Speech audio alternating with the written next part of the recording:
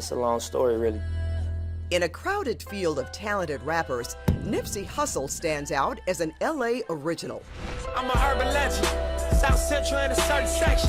Can't express how I curb detectives, guesses. We met up recently at Inglewood's 1500 Sound Academy, where he worked on his Grammy-nominated album, Victory Lap. Congratulations. Thank you. On your Grammy nomination for Victory Lap. Yes, ma'am. Thank you. That sounds good. Tell me about how you grew up. I grew up in LA in the 90s, you know, in the Crenshaw district. Gang culture was what was going on, you know, outside of my family structure. You know, I was raised by my mom, grandma. She was real, just big on keeping a tight family and big on love. That was my home life, then outside it was LA in the 90s. Outside it was a little chaotic. That's for sure. Yeah. 92 grads. Yeah, for sure. That. I was 7. I remember seeing cars with refrigerators on their roof, driving down the street, and thinking everything was free, telling my granny everything free, I'm about to go loot. And she like screaming, like, get back in the house, you know? That was crazy. I remember they had a tank on Crenshaw and Slauson, an army tank. Yes, they did. You know?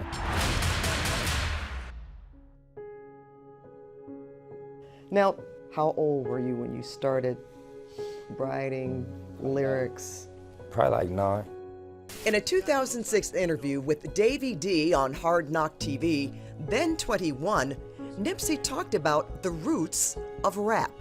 It comes from struggle. People gotta express their struggle. When you ain't got no other means of you know, liberating yourself, it's through spoken word and expression.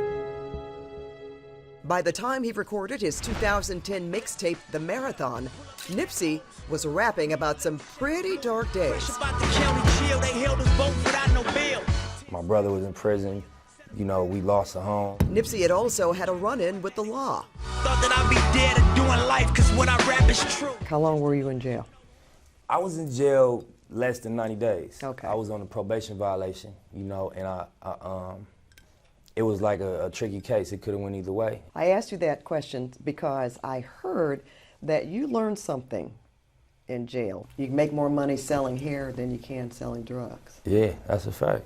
That tip on entrepreneurship is something Nipsey's taken to heart.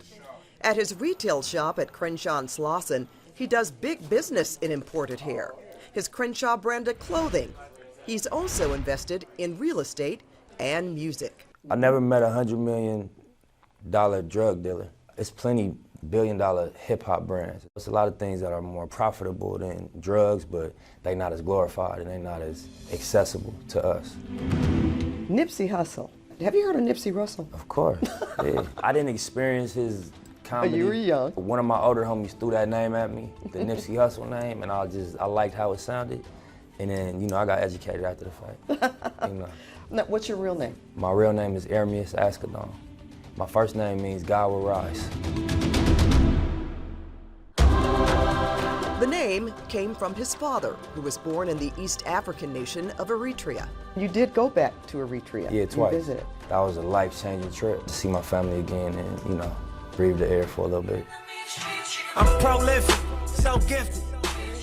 With this success, what do you plan to do with it? My experience with power, you can maintain it or you get it taken from you. And you get you some newfound power and go crazy, it get taken from you quick. I try to just ground myself and be focused, because it's easy to fumble.